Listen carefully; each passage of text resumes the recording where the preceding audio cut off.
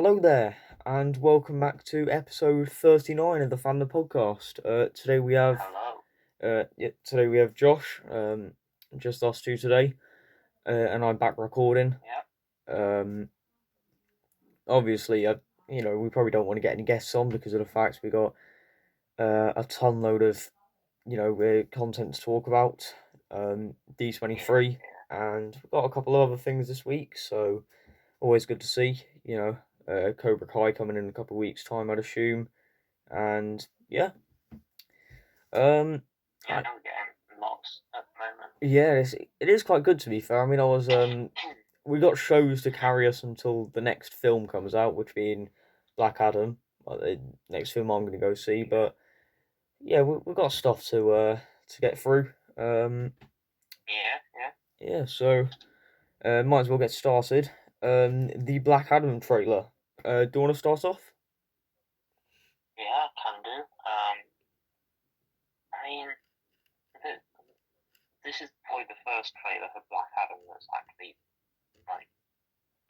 got me excited for the film. Because the previous trailers I kind of thought, it looked like average. It looked decent, but didn't look like anything like incredible. But this trailer actually set out what the story's gonna be about, how the other characters Atom Smasher and Hawkman are gonna come into it. And I thought this trailer just got me excited for the film, really.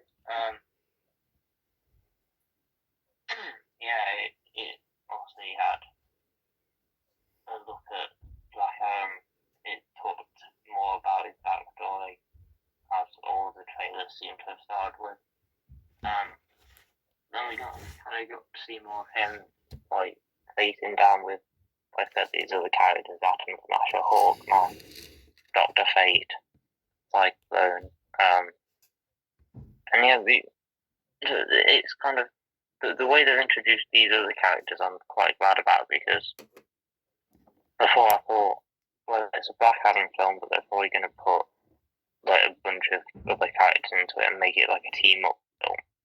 The way it's going to be Black Adam's almost a threat, and the team comes together to bring down Black Adam.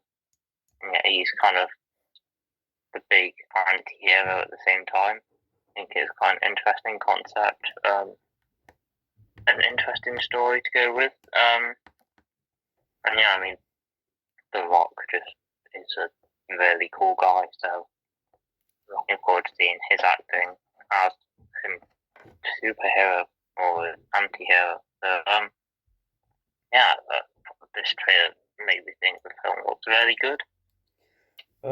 Yeah, I wasn't expecting Amanda Waller to show up, to be fair, in the trailer. I mean, I wasn't expecting her to show up in the film as well, but I guess it explained to a hardcourt, I can't remember it. I think it's hardcore. It explains why she will probably end up being in Black Adam now, because obviously, if you check the Google cast, it says Jennifer Holland, hardcore will be in it. It does look good, to be fair. I think this was the trailer I needed to see to actually get me more excited for this. I think it just showed off the last little bits that were decent. I have a question though. Who do you reckon will be the main villain of the film? I'm not sure. I can't really tell at this point. I don't know much about Black Adam or DC in general, to be fair. So yeah, I couldn't really say. Obviously, I've just recently bought a Black Adam comic, so I've learned a little bit about him there. But yeah, I don't. He's an anti-hero, and the way they're kind of making him out in this is he's kind of an out of control hero. I think it was an anti-hero, basically a hero that creates his own rules. So yeah, it doesn't abide morals. I don't really know what to say then. I mean, I think it definitely does look good. We also get to see Cyclone appear in this, but yeah, I'm looking forward to seeing it. Well, I'm definitely looking forward to seeing this in the cinemas, and it's all about that's about it really. I didn't really cover anything else from the trailer. Yeah, I mean, it just, like you said, this is the final bit we needed to get us that last bit of like excitement without giving away the whole film and spoiling it all. And yeah, it just looks really cool now. So I'm really looking forward to watching it. Yeah. Have you got a predicted rating for this then? I've gone for an 8.5 out of 10. I've also gone for the same thing, an 8.5 out of 10. I think it does look like a solid film. So, next up is the Secret Invasion trailer. I'll start off here. So, Okay. it's quite a tough storyline to gather, I think. I mean, obviously, people who have read the Secret Invasion comic line probably understand this a little bit more than, us, but uh, Yeah. I, I don't really know. All I can take from this is Skrulls versus humans, and I know this does lead into Armor Wars, but Oh yeah. um, Yeah. yeah, it has something to do with sword as well. So makes me think that for Armor Wars we could see like a sword versus Stark set kind of thing. I can't really, I don't really know, but I know it does look like the Skrulls versus humans will be an all out war, and not really an all out war, but like a small war between them. So yeah, I can't really see how this will go, but obviously we'll need to see more of just more of this to actually be able to get down to the point. Yeah. To get Yeah. down to what the show's about and uncover more about it. Um, I was surprised they Yeah. released it though, because obviously it comes out next year. Yeah. Yeah. Yeah. I don't think it'll be coming out till like It's spring next year, I at least think. like spring sort of time. So Yeah, quite a way away. yeah, Um, about like at least 6 months, I'd say. But I mean, yeah, like you said, it looks like it's definitely going to be a full-on war between Skrulls and humans. Nick Fury's looking really cool. Um, this trailer kind of confirms that it's been a Skrull version of Nick Fury in the MCU all the way since like the Winter Soldier sort of time. Um, and so that's quite an interesting confirmation because I knew that was like a theory that was out there. Yeah, it was a very fast-paced trailer. I couldn't really make much out from it. And to be fair, content-wise, I don't think it really showed too much. But yeah, it just looks like it's going to be a full-on chaos. Skrulls using their powers, impersonating huge people, like the MCU. And yeah, it definitely looks like it's going to have plenty of action. Seeing Nick Fury back in action is just going to be really good, to be fair. And I can't wait to see him, have a huge, like the main role in a show or a project again. Yeah, like I said, it leads on into Armor Wars, and I know Don Cheadle's going to be in it. War Machine. It'll be interesting to see how he fits in. It looks like Nick Fury's going to recruit him for this. It's going to be interesting to see how it leads into Armor Wars afterwards. Yeah, I mean, it looks like yet another style of show, and it looks like they're going to use it very well and make it a really cool show again. So I'm actually quite looking forward to this one. Yeah, should be a good show after Miss Marvel and She-Hulk this year. It should be a cool show again. Yeah, definitely. I haven't really got much else to gather from this, so Yeah, I'll go for a predicted rating of 8 out of 10. Okay. I've gone for 8.5. But we probably need a bit more footage to get a real sort of prediction. Fair enough. Next up is the Werewolf by Night trailer. You can start off. Yeah, I mean, this one just looks very weird and very interesting. Again, I don't really know much about Werewolf by Night, I would say. I know people have been mentioning it for months about how they're going to make a special of it for Halloween. But I don't know much about him apart from he's a werewolf guy. There's that. Is it Man Thing in the trailer? Yeah, the man thing. Yeah. The Man Thing, which looks quite cool. It's all in black and white for a start. It's kind of meant to be. It looks like the genre's going to be kind of an old, like 30s, 40s horror sort of feeling. Horror film sort of special. So I mean. Yeah, that's what I gathered from this. Like a classic Halloween film. Yeah. So yeah, it's an interesting concept. I can't see how to tie into the main MCU. I can't really. That's what I was going to mention. I don't even think this will be set in the MCU. I mean, it's Marvel at the end of the day. They've created the multiverse. They don't have to have everything set in the main 616 universe. You know, they can can do their own specials. You know, if they want to have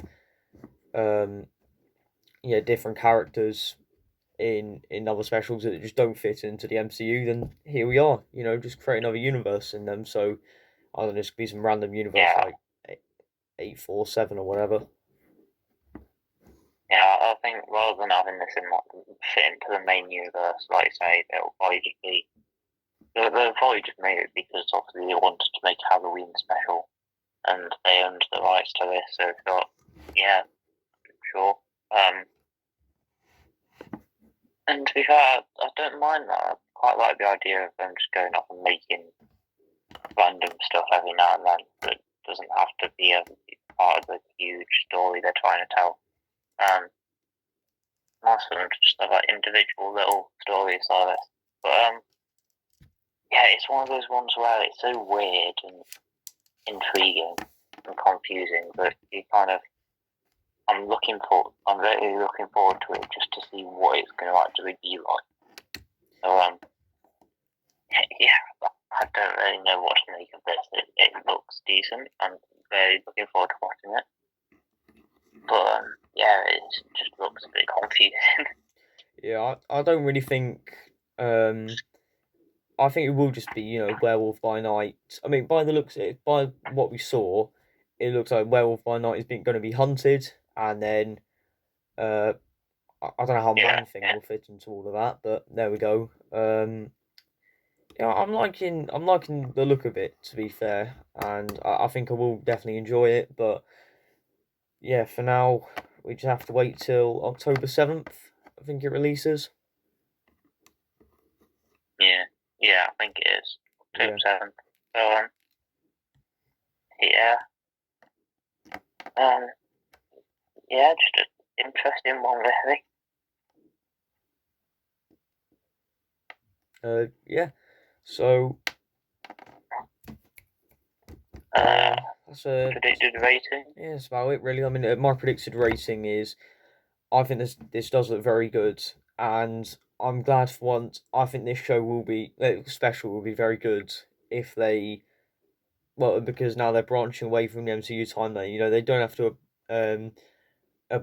obey all these rules about it. You know, all these laws. You know, they can just do what they want with it. So my predicted rating is a 9 out of 10. Yeah, I keep saying it, but an 8.5 for me. Right. Again. Well, fair enough. Next up is the Mandalorian Season 3 trailer. Oh yeah. I'll start off for this one. So, from what I gathered, and from what I've seen, a couple theories potentially, it looks like Bo-Katan cries versus Mando for the Darksaber. Obviously, at the end of Mando season 2, Bo-Katan wanted the Darksaber for herself from Moff Gideon. We don't know how she lost it in the first place. To be fair, obviously at the end of Rebels, which I'm guessing is now fully canon because of the fact we're seeing some of the Rebels characters in the Ahsoka show.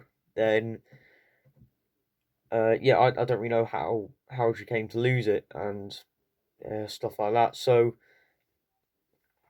yeah, I mean, this does look very good as always. I think some of the shots they have of Mando and Grogu going through the space, where going through space, escaping other Mandalorians. I think through with the Naboo starfighter. I think that does look amazing.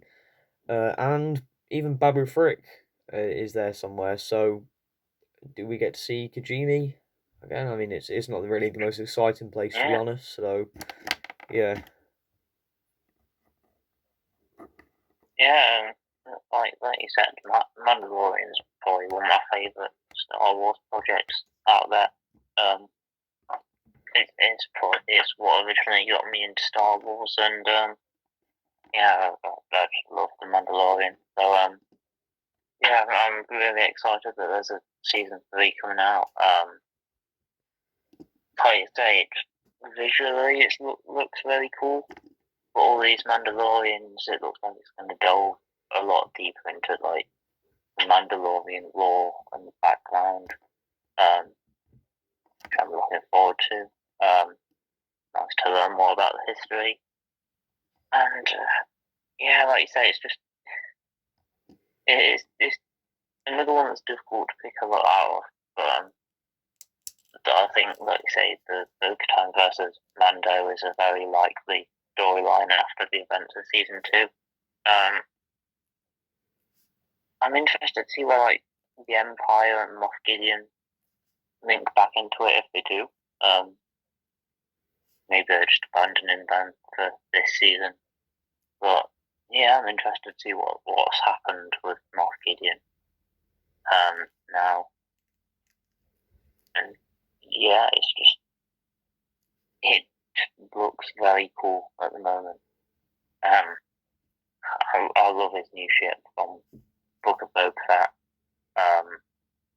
Hopefully this is better than Book of Boba Fett. That was quite disappointing. Yeah, I was very disappointed with that show. I hope this show at least just gets anything better than that. Yeah. That was terrible. Book of Boba Fett. Yeah.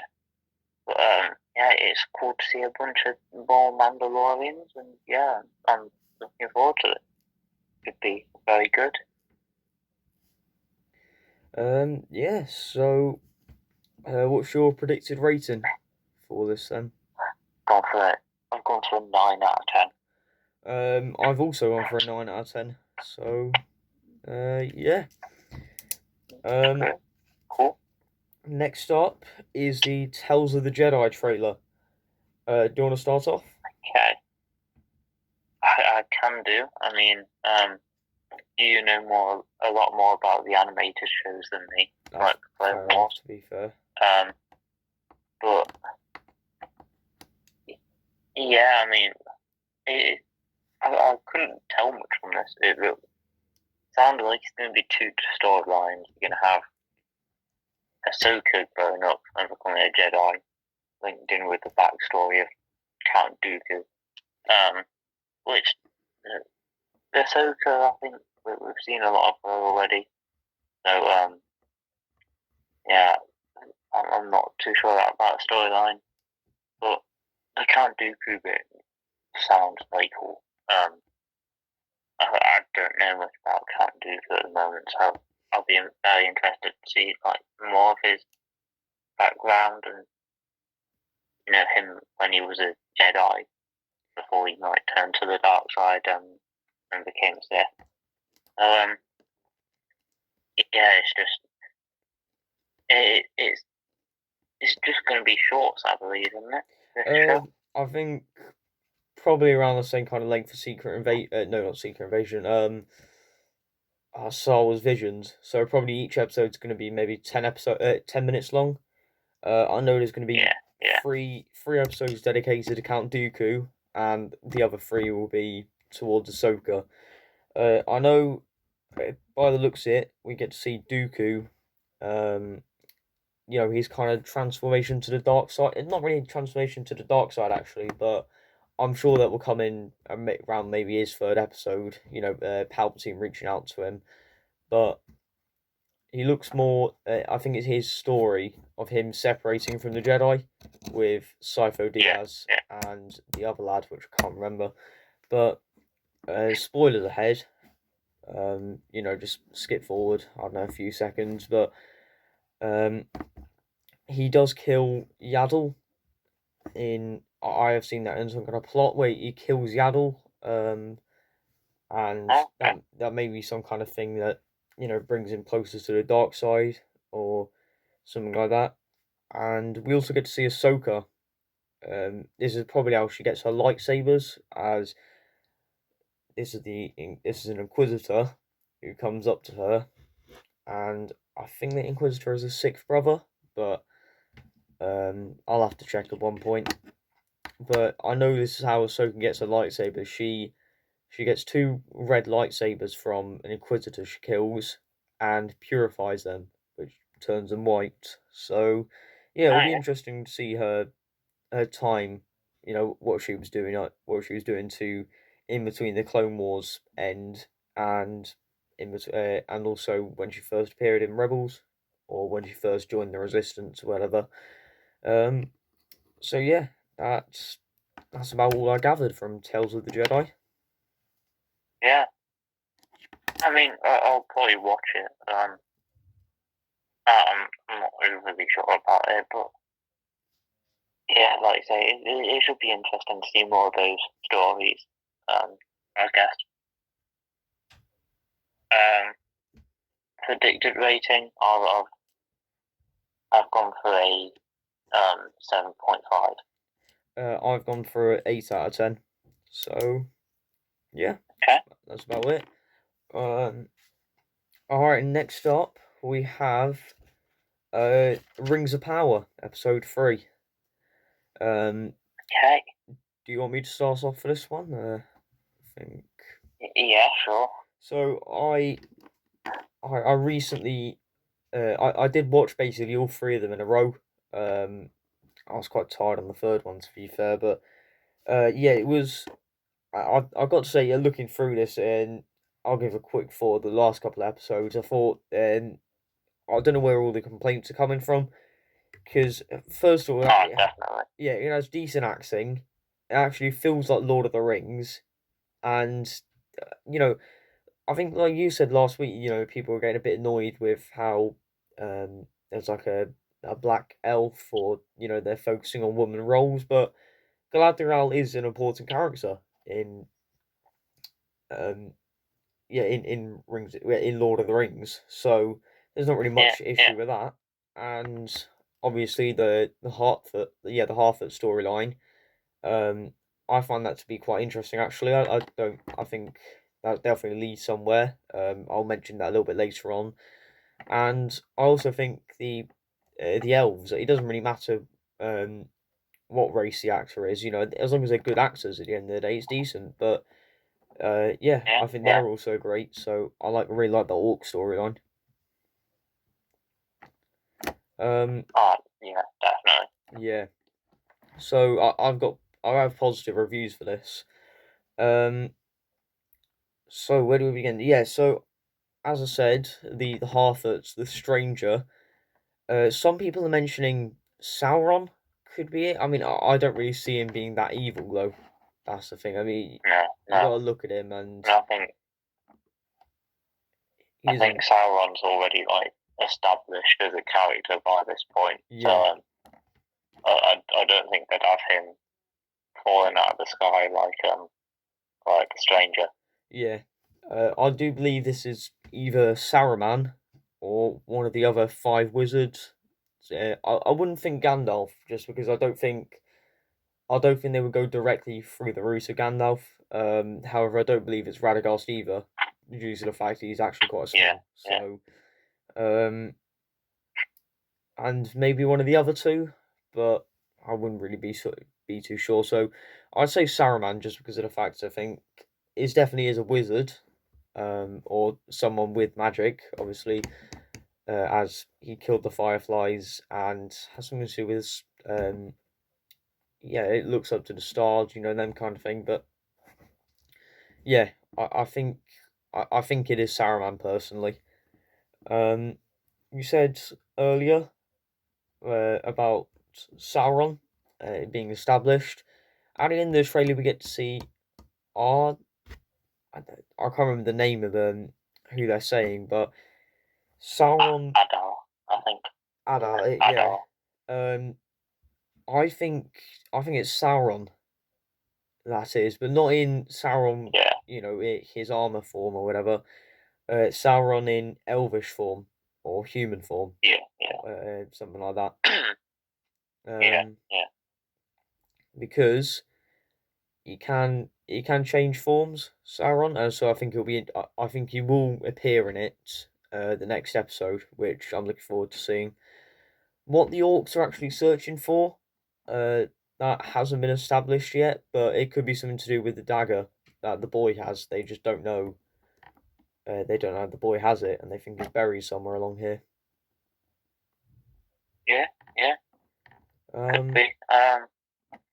I think they could just be digging tunnels, to be fair. Tunnels to where? Just to move around, take over the earth. I don't know. Fair enough. And we get to see that the Southlands, which the orcs are currently at, that is Mordor in the future. Yeah, Yes. I've struggled with the storyline with this a couple of times. I've had to go straight to Google and find a couple of things out, but I've got the rough idea now. So yeah. Yeah, I've kind of linked a couple of things together. So a couple of things like that, for example, I've kind of figured out. Yeah. So what is your episode rating?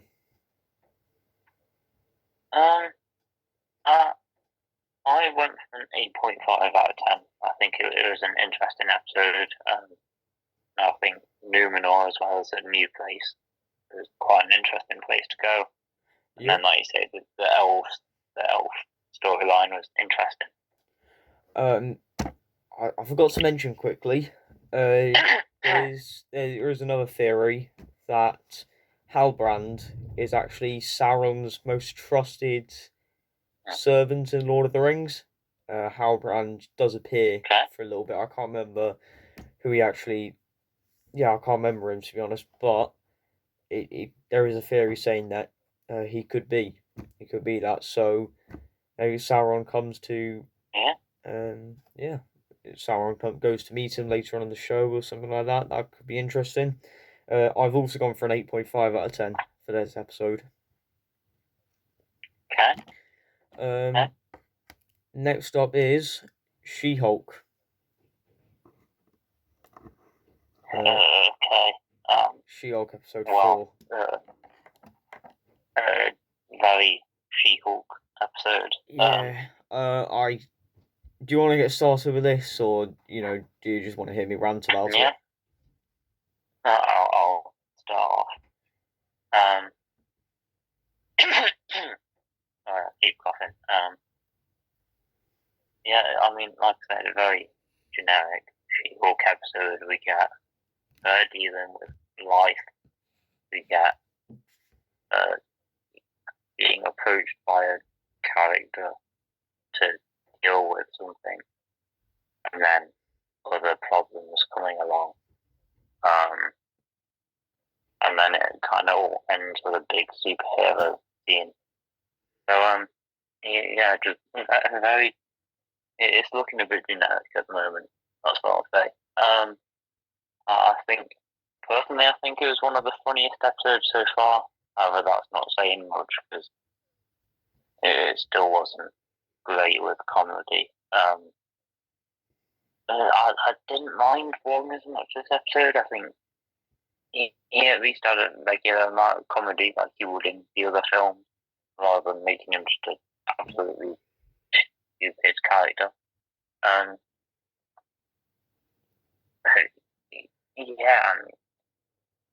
Yeah, at this point, it's just an alright show overall. I think there's not much to, like, I can't complain about it too much, apart from the comedy's not the best. But at the same time, there's not much to compliment about it either. It's kind of just stuff's happening. Yeah. I can't really defend this show anymore. That's the thing. I get it's a comedy show, but also we're gonna have to go through 5 weeks of the adventures of another 5 weeks of the adventures of She-Hulk. So yeah, and I don't think I'm really gonna be liking it that much. Yeah, we didn't really get much from this, other than the fact Donny Blaze, he said it's a stage name, so he could, Blaze. I wonder what reference. Yeah, who could have a similar name? Reference that could be. Yeah, Johnny Blaze. A theory I've seen is Johnny Blaze is actually Donny Blaze's brother, and they changed the storyline around with Johnny Blaze, and they actually are both students at Kamatage, but I think Johnny Blaze, they both get kicked out because they use a Darkhold, and maybe that's how Mephisto comes along, gets Ghost Rider, and he becomes he gets Johnny Blaze and becomes Ghost Rider, and the stage name Donny Blaze maybe could have a mention towards Johnny Blaze. It's could be taking interest from that. So there's amazing stuff coming out of this show right now. Yeah, we're getting a decent Easter egg every week. I mean, I wonder what'll happen next week, but there we go. Daredevil, probably. Oh yeah, Daredevil. That's probably a good point actually. I think Daredevil will be appearing next episode. So Daredevil will probably just make some mention to Boggy or something. Yeah. And then everyone will be like, "Wow!" And then She-Hulk will just do some random jokes that aren't that funny. Yeah. And then make some other character comedic for no reason. And then they'll bring in some random stupid character, and then they'll all end with a fight, and then yeah, fair enough. What's your overall rating for this then? I went for a 7 out of 10. I've gone for a 5 out of 10. To be honest, it was a poor episode. Okay. Yep. Alright, next up for you is Rick and Morty, episode 1. Okay. Rick and Morty season 6, episode 1.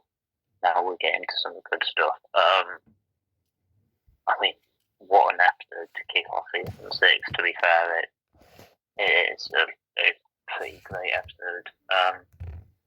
It follows directly on from the end of season 5, with kind of a Avengers Endgame parody beginning, where they're stuck in the Citadel and Rick's reading out a message similar to Iron Man, and then they get saved by Space Beth. So it leads on directly from then, and then Rick goes home, tries to reset the portal fluid, and accidentally resets the people that went through the portal instead. I don't know. And so they all end up going back to their original realities. You get Morty back in the Cronenberg world, where his whole family's dead apart from Jerry. And Jerry is somehow become really cool. But he doesn't want to talk to Morty for some reason. He prefers being alone. And we see Rick go back to his original reality, where obviously his wife and daughter are dead, killed by Rick Prime, and we kind of see them have to find each other again. Then when Rick finds Morty, it turns out he reveals that Morty's original Rick was Rick Prime, the one that killed Rick's family, which turns out to be why Rick was living with their family to begin with. Pretty big reveal. And they go to find Rick Prime, but Morty convinces him that his family is more important and they have to go save his family. It's a really good episode to see, like, them have to face consequences finally for just leaving their original universes. Because often before they've kind of started the mind of nothing in life really matters. If everything goes wrong, we just move to another reality. So now it's good to see them going back to their original realities and facing what they left behind. It sets up for Rick Prime as the new villain as well. We see him in the post-credit scene go back and kill Jerry from his original universe. And yeah, it makes sense because obviously at the end of last season, Evil Morty broke out the central finite curve, which was kind of his main goal. There wasn't really much need for Evil Morty to come back, and we kind of needed a new main villain. So it makes sense for Rick Prime to come in, and I imagine he's going to be like the ultimate villain now of Rick and Morty. It's a really good way to set up what's to come in future for Rick and Morty.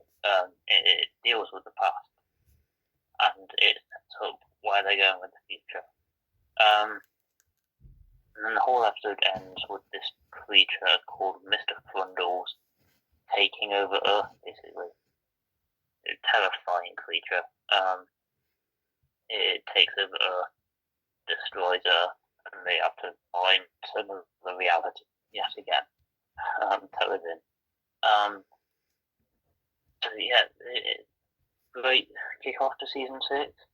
Great way of looking back at where these characters originally came from, looking into some Rick and Morty lore, and setting up villains and storylines for the future. Overall, I gave this episode a 9 out of 10. It was a very good episode. And yeah, if the rest of season 6 is going to be like this, then I'm pretty happy. This was a very good episode. So yeah. I don't know if we've got anything else to talk about now. Have you got a predicted rating for it? I just gave it a 9 out of 10. Oh, okay. I've just been writing down a few notes here. Okay. Fine.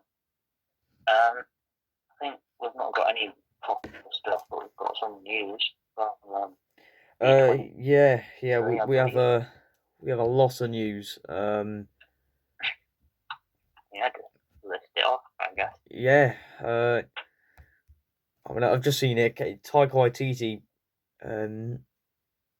He wanted Jesus Christ. Yeah, he wanted Jesus to appear in 4-4, Thor: Love and Thunder. Yeah. So, yeah, don't really know what to say. Film. Yeah, sadly he wasn't allowed. Yeah. Sadly, there was an Ant-Man trailer, but it was exclusive to D23.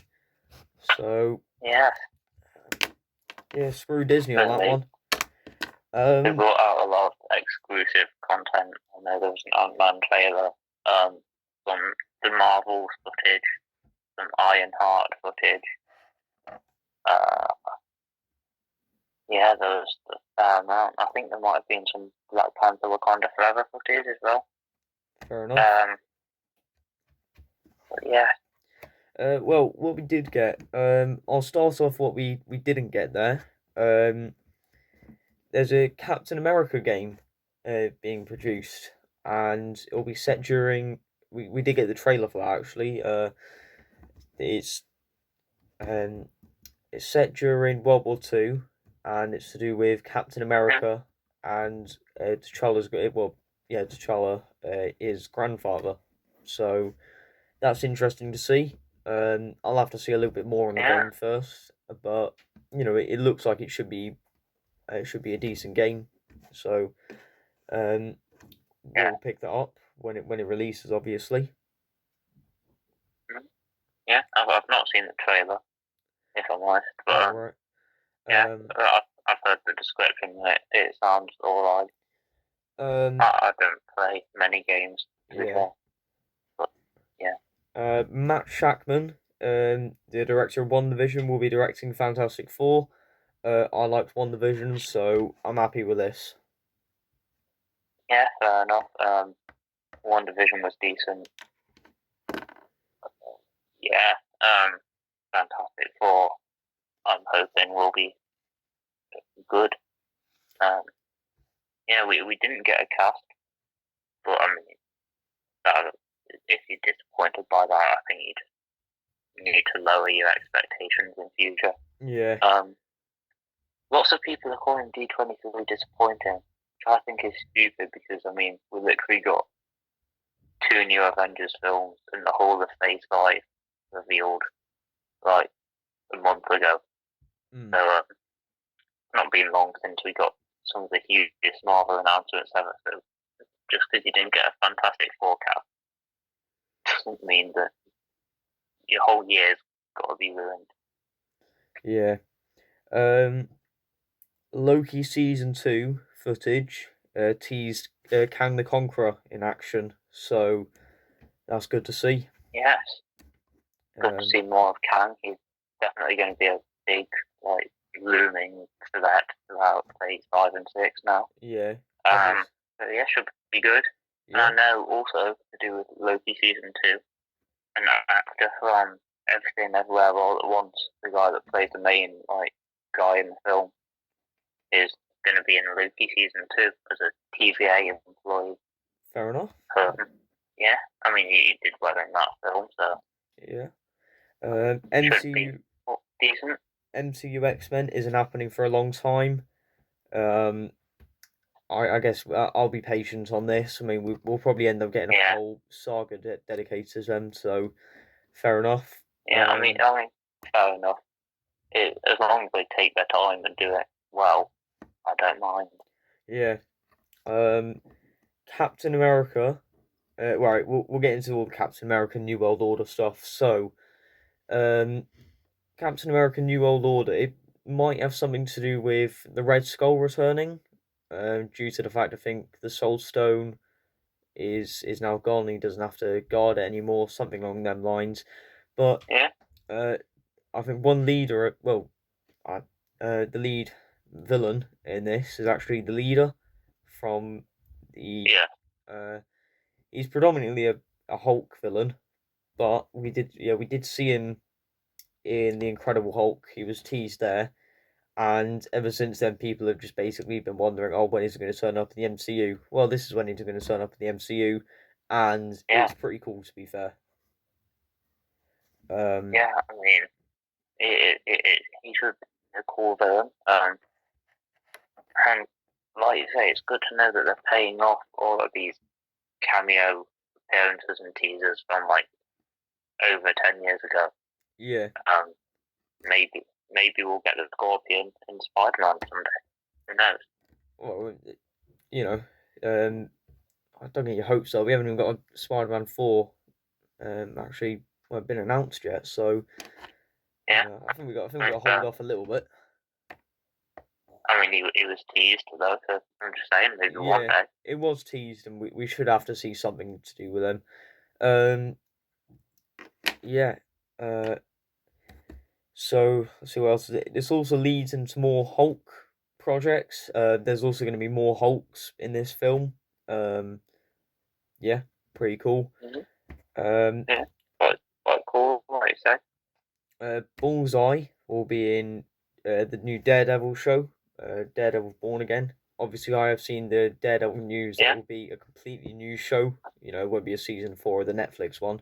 So that's pretty cool to see. It's fair enough. Yeah.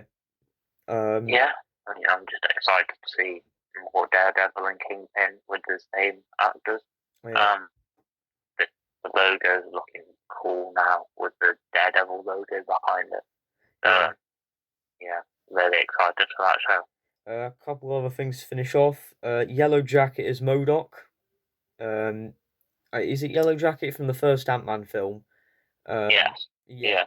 He's apparently going to be. I can't remember what happens to him in that film. He got shrunk down and went to the quantum realm. So it kind of makes sense if like his suit malfunctioned or something, and then ended up with weird proportions, and he ends up as MODOK. It makes sense for him to be in the quantum realm with Kang. I mean, there could be a theory that he might be in Metropolis, and he might have teamed up with Kang, and he now has this technology, and he became MODOK. So, I think that's a cool theory. Yeah. And finally, the Thunderbolts cast is released. Yelena, we suspected. Red Guardian, didn't suspect that. Ghost, I was thinking of a Ghost a while back, and I didn't really think, oh, what happened to her? Because obviously they went into the quantum realm to find a cure for her, but crap. But obviously the snap happened, so maybe she got snapped. That's the thing. And Taskmaster, which at least his character hasn't gone to waste. And one character that shocked everybody, as quoting Captain America, Bucky. Yeah, I mean, this Thunderbolts line is actually like looking good. I think we're getting redemption for characters we've not seen much of, and who haven't been big characters so far, like Ghost and Taskmaster, like you say. We're getting the return of like really cool characters like Yelena and Red Guardian and Bucky. Who have I missed? Who was on that poster? It was Ghost, Red Guardian, Yelena, Bucky, Taskmaster. Is that it? No, there was definitely somebody else on there. Obviously the main person of this, the madam. Obviously Val, yeah. Yeah, Val. Yeah. I'm gonna be honest, Josh. Right now. Yeah, quickly find it. I'm pretty sure there was someone else. We might have to. We're already going for a fair while. We've gone for 48 minutes. Yeah. So. US agent as well. US agent. That makes sense. Yeah. So. He's coming back as well for redemption. So. Yeah. Yeah, it's looking like a cool lineup. Yeah, potentially Abomination might show up. Obviously, it'll be in later episodes of She-Hulk. Potentially. So who knows? Yeah, I've seen it. I've seen a theory as well that Zemo could be the villain. Sounds a bit weird, but yeah, fair enough. I mean, I've seen something about Asgard being under threat here. They could make something out of this. Obviously, the elf could have some kind of evidence towards it. But yeah, thank you very much for watching. What we got to talk about next week? Rick and Morty, She-Hulk, Rings of Power. Cobra Kai. Polar opposites. Cobra Kai. Plenty. Yeah, that's about it really. So thank you very much for watching. We'll see you next week. Goodbye. Bye.